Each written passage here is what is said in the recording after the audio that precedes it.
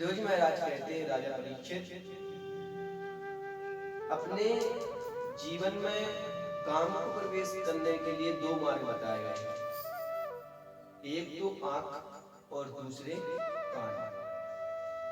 जो कुछ वर्ष पहले से चलचित्र, टीवी इत्यादि चले हैं, तो आजकल तो मोबाइल का प्रचलन ज्यादा, मोबाइल बहुत ज्यादा लोग चलाते हैं, मोबाइल बहुत ज्यादा होता है। तो कहते हैं कि काम को प्रवेश करने के दो मार्ग बताए गए, एक तो कान और दूसरा आंख। जैसा हम चित्र देखेंगे, वो हमारे चित्र देखेंगे आंखों से, वो कानों से सुनेंगे, तो वो सीधे जाकर के हमारे मन पर प्रभाव डालेंगे। इसीलिए कहते हैं राजा परीक्षित, काम को प्रवेश करने के दो मार्ग बताए गए हैं। मुझे एक कथा याद आती है कि एक पंडित जी थी जिनका नाम था अजामिल। अजामिल पंडित जी बहुत विद्वान थे और बहुत ज्ञानी थे। उनके अंदर सभी गुण विद्वान थे। बहुत भगवान का पूजन करते थे, धर्म करते थे और सुशील और बड़े विद्वान ब्राह्मण थे।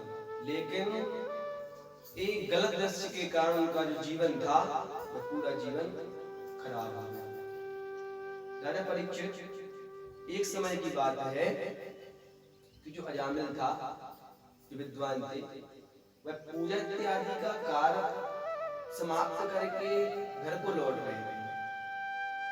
तो मार्ग में क्या देखते हैं कि एक वेश्या एक परपुरुष के साथ संग कर रही है, और जैसे ही उन्हें ऐसा देखा उनके अंदर काम उत्पन्न हुआ और उनकी जो मन की विकृति बदल गई, मन बदल गया।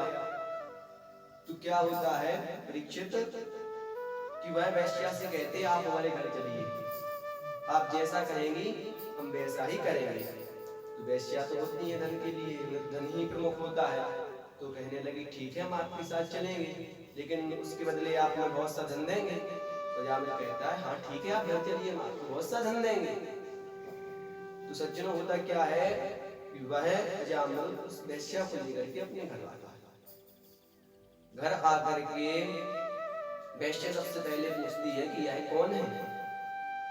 तो अजामिल बड़े भाव के साथ कहता है, ये हमारी पत्नी है, ये मेरा बच्चा है, ये मेरा बालक है। तो वेश्या कहती है, सुनो, यदि यह इस घर में रहेगी तो मैं आपके साथ नहीं रह सकती। पहले आप इन लोगों को अपने घर से निकालिए, तभी मैं आपके घर में रहूंगी। तो जो अजामिल रहता है वो तो उस पर मोहित हो जाता है, उसकी सारी बात मानता है और उसके बस में कुछ नहीं रहता।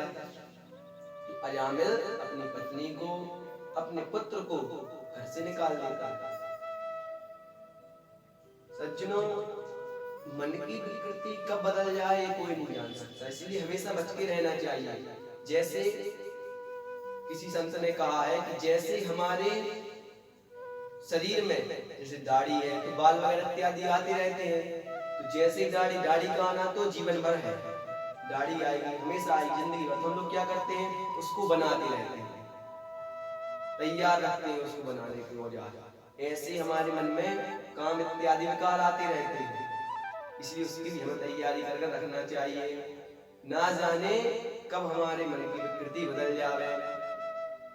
भगवान के नाम का, भजन का, सत्संग का इतना प्रभाव हमें साथ में लेकर चलना चाहिए कि जैसे ही दुर्गुण दुर्विचार हमारे मन में आवे तो तैसे ही हम उनका नाश कर देवे।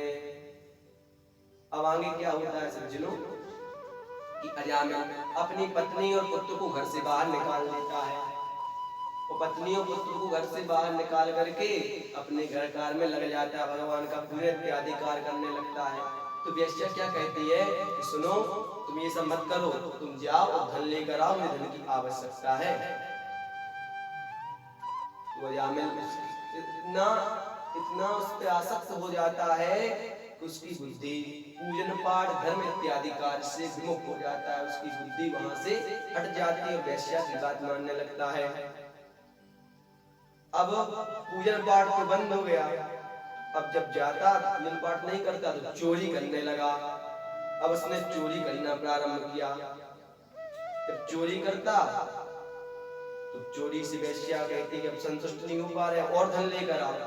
तो अब अजामिल जो पंडित था वह डाकू बन गया, और डाकू बन करके रात में जाता और लोगों का धन लूटता, और लूट करके ला करके वेश्या को देता। बहुत समय बीत गया, अजामिल का रोज का कार्य यही हो गया कि सिर पे काली पट्टी बांधवे, हाथ में नंगी तलवार लेकर के जावे और सभी का धन हरण कर करके लावे। बिल्कुल उसकी मानसिक वो जो जीवन था, जो कर्म करता था, भगवान का धर्म करता था, वह सब तो उसका चला गया और इस संसार की व्याधियों में पड़ गया। और वेश्या के साथ उसके 9 पुत्र उत्पन्न हुए। कुछ समय बीत जाने पर भगवान सबके ऊपर कृपा करते हैं, क्योंकि जब उसने भगवान का इतना भजन पूजन किया तो भगवान उसको बचाएंगे, तो अपने भक्त की लाज रखेंगे। भगवान ने सोचा इसका किसी भी तरह उद्धार किया जाए, ब्राह्मण है, नहीं लोग क्या कहेंगे कि इतना पूजन करता था, और बाद में इसकी दुर्गति हो गई। तो चतुर्मास का समय आया और अयोध्या के कुछ संत थे, वह चतुर्मास में भगवान का हरि संकीर्तन करते हुए वृंदावन की ओर जा रहे थे। तो वृंदावन की ओर जा रहे थे, रात्रि का समय हो गया। तो जब रात्रि का समय हुआ तो उनने कम के महंत थे, कुछ शिष्य थे, वो कम 25-30 संत थे जो अयोध्या से वृंदावन को जा रहे थे। तो रास्ते में जब रात्रि हो गई तो उन्होंने सोचा कहीं विश्राम लिया जाए, किसी मंदिर में, देवालय में रुका जाए। तो जाते जाते उन्हें अजामिल का गांव मिला। अजामिल का गांव मिला तो आपने देखा होगा कि गांव में बने रहते हैं, बुजुर्ग लोग बैठे रहते हैं, गांव के लोग बैठे रहते हैं, जो चौपाल टाइप के बने रहते हैं। आप सब लोगों ने देखा होगा, पुराने समय में तो रह ही नहीं गया, क्योंकि अब सब लोग अपने अपने में व्यस्त हैं, कोई मोबाइल में व्यस्त है तो कोई किसी चीज में व्यस्त है। अब लोगों को वो समय चला गया है ना। तो हुआ क्या कि एक संत ने कहा जाओ पूछ कर आओ, यहाँ पे कहीं देवालय या किसी ब्राह्मण का या किसी भक्त का घर है जहाँ हम रात्रि में रुक सके, वहाँ भगवान की प्रसादी बनेगी, गुरु प्रसादी बनेगी, ठाकुर जी को भोग लगाएंगे और हम सभी मिलकर पाएंगे। तो एक जो संत मंडली थी उसमें से शिष्य जाकर कहता है, क्यों भैया यहाँ पर कहीं देवालय है या किसी भक्त का घर है जहाँ हम जाकर के वहाँ भगवान की प्रसादी वगैरह लगा सकते। तो आप लोग जानते ही हैं कि गांव में बहुत से लोग बहुत मजाक करने वाले होते हैं। तो उनने कह दिया, सुनिए वहाँ पर अजामिल नाम का एक भक्त रहता है, बहुत विद्वान है और उसके यहाँ रोज हरि संकीर्तन होता है। आप वहाँ जाइए, आपकी वहाँ पूरी व्यवस्था होगी, भोग प्रसादी की होगी, दक्षिणा की होगी, ना जाने वो आपको क्या क्या दे देगा। गाँव के लोग कर देते हैं, उपास कर देते हैं। तो संत तो होती है निर्मल स्वभाव की। संतों ने कहा तो सभी संत अजामिल के घर की ओर यात्रा करते हैं, सभी लोग अजामिल के घर जाते हैं। अब रात्रि का समय था तो अजामिल तो अपना काम करने, चोरी इत्यादि करने के लिए निकल गया, लेकिन अजामिल की जो वेश्या रहती थी उसके घर में वह थी। मानते जी गए, चीरी चपाटों को ले गए, सब लोग जैसे वहां पे गए शिष्यगण को लेकर गए। तो उन्होंने कहा, क्यों भैया माता जी से, हे देवी ये बताइए कि अजामिल कहाँ है। कहने लगी कि वो तो है नहीं, हमने सुना है वो बहुत विद्वान है और वो यहाँ पे हरि संकीर्तन होता रहता है।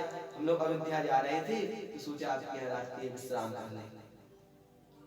रात्रि विश्राम का सोच कर आए थे तो कहने लगी, वेश्या की आंखों में पहले तो आंसू आ गया बहुत जल्द से कि बताओ कि आज हमारे दर पे संत लोग आए हैं और जिसे वो विद्वान ब्राह्मण कह रहे हैं वो बता डाकू है, वो भी किसके कारण? आज मेरे कारण वो डाकू बन गया।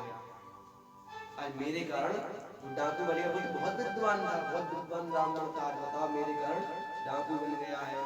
तो कहते, सुनिए संत महाराज, वो कोई विद्वान ब्राह्मण नहीं है, वो बहुत बड़े डाकू हैं। वो मेरे साथ, मुझ वैश्या का संसर्ग करके, मेरे साथ रह करके वो आज बहुत बड़े डाकू बन गए हैं। और सोचो, आप मेरे दर पर आए, मेरी माँ ने कहा था कि संतों से कभी झूठ मत बोलना, संत भगवान के समान होते हैं। तो जो शिष्य थे मानते जी से कहने लगे कि सुनो, यहाँ रहना ठीक नहीं है, यहाँ चलिए, हम गलत जगह आ गए हैं। तो मानते जी थे, वो कहने लगे, सुनो, संतों का तो काम ही है कि लोगों को सदगति देवे, तो ऐसे हम नहीं जा सकते। तो वैश्या कहने लगी, सुनो महाराज जी, मेरे दुर्भाग्य तो देखो, मेरे दर पे संत आए हैं, मैं उनको भोजन नहीं करा पा रही हूँ। आप ऐसा करिए, मुझसे कच्चा अन्न ले लीजिए, बिना बनाए आप सामग्री ले लीजिए और वहाँ वृक्ष के पास बैठ करके वहाँ पर भोजन बनाइए और हमारे ठाकुर जी, आपने ठाकुर जी को भोग लगाइए, हमारे ठाकुर जी को भोग लगाइए, ठाकुर जी को भोग लगा करके आप प्रसाद पाइए। तो कच्चा अन्न दे दिया और कच्चा अन्न दे करके संत लोग गए और कुछ दूर पर वृक्ष के नीचे बैठ करके भगवान की भोग प्रसादी बनाते हैं। अच्छा टिक्कड़ भरता और चूरमा इत्यादि बना करके ठाकुर जी को भोग लगाया, भोग प्रसादी पाया और भगवान का संकीर्तन करने लगे। अब रात्रि का अजामिल का समय कितना था? अजामिल का लौटने का समय था 4 बजे अजामिल आ जाता था लूटपाट करके। लेकिन आज तो क्या हुआ, आज तो अजामिल 2:30 बजे लौट कर आ गया और 2:30 बजे जब लौट कर आया, हाथ में नंगी तलवार है, कांधों पर धन का थैला टंगा हुआ है, बहुत सा धन दिया हुआ है। आकर के जब देखता है कि मेरे घर में संत बैठे हैं, मेरे दरबार में, मेरे घर के सामने संत बैठे हैं, तो बहुत क्रोध करता है कि कहां से आ गए ये लोग। तो वैश्य बाहर आकर कहती है कि मैं संत लोग आए, संतों से ऐसी बात नहीं करनी चाहिए, गलत बात है, संतों के बारे में नहीं बोलना चाहिए। तो उसको लगा कि मेरी इन्हीं ने बुलाया है, क्योंकि उससे बहुत डरता था कहीं भाग ना जाए, चली ना जाए। तो कहने लगा अगर आपने बुलाया तो इनको 2-3 दिन और रख लो, बाद में चले जाएंगे। तो संतों ने अजामिल से कहा सुनिए, हमने आपके यहाँ भोजन इत्यादि ग्रहण किया है, आपके यहाँ हम रहे हैं, तो कहते हैं जहाँ संत लोग ब्राह्मण लोग भोजन करें उनको भोजन के बाद दक्षिणा देनी चाहिए। तो अजामिल कहता अच्छा, भोजन भी हमारे किए और अब दक्षिणा भी हमसे चाहिए। सुनो महाराज, आप तो ये खैर करो कि अभी तक हमने आपका राशन बासन और ये आसन, ये लोटा चमीटा रखा नहीं तो सब कुछ रख लेते। अजामिल ने सब कहा, लेकिन संतों को क्रोध नहीं आया। संत कहते सुनो, तुम्हें दक्षिणा नहीं चाहिए, तुम बस हमारी बात रख लो। अभी जो तुम्हारी पत्नी वेश्या जो है वो गर्भवती है, तो अब जो उसका 10वां जो गर्भ, उसमें जब इसके यहाँ पुत्र होगा तो इस पुत्र का नाम तुम नारायण रख देना। बस मेरी इतनी बात मान लो, तुम जब इसके यहाँ पुत्र होगा तो अपने पुत्र का नाम नारायण रख लेना, क्योंकि संत के पास हर समस्या का समाधान होता है।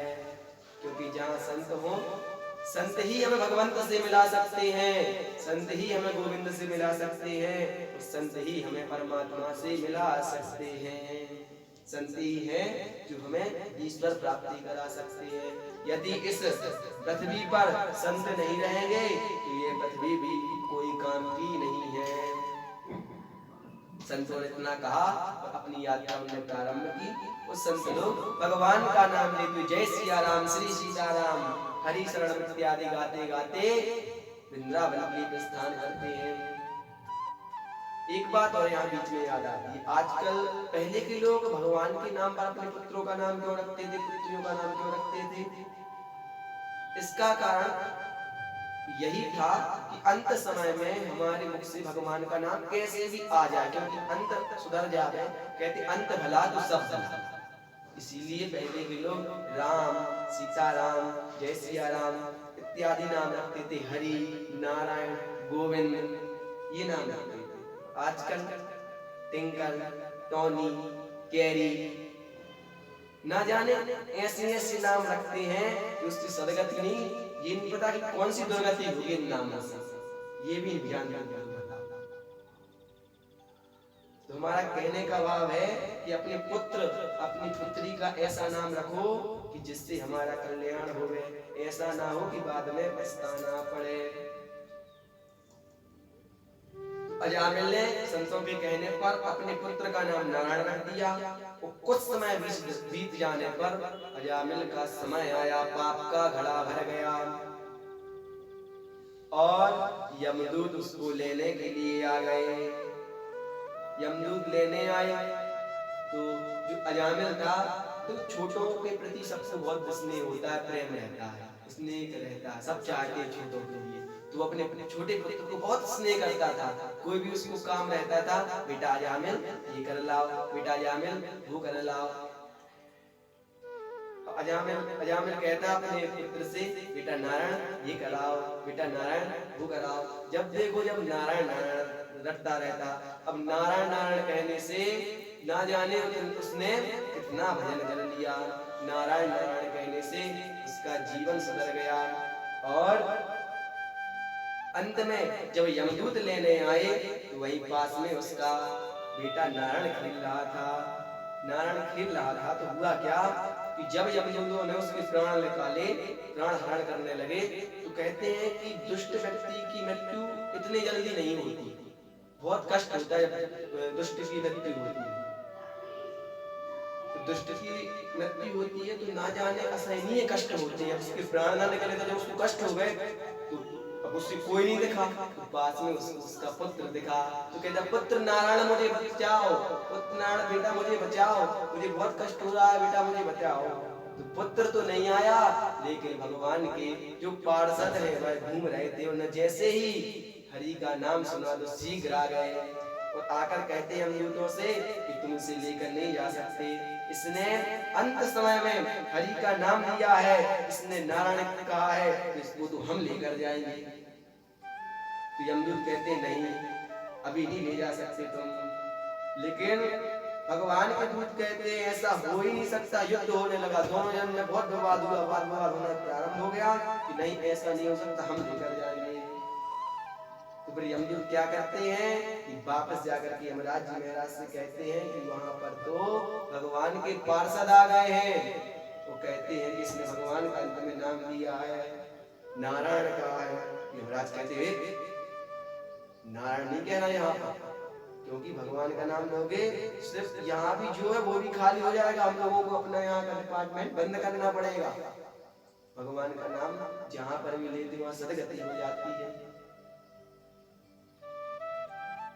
यमराज कहते हैं उसने भगवान का अंत समय नाम लिया है तो इसका निर्णय भगवान ही करेंगे।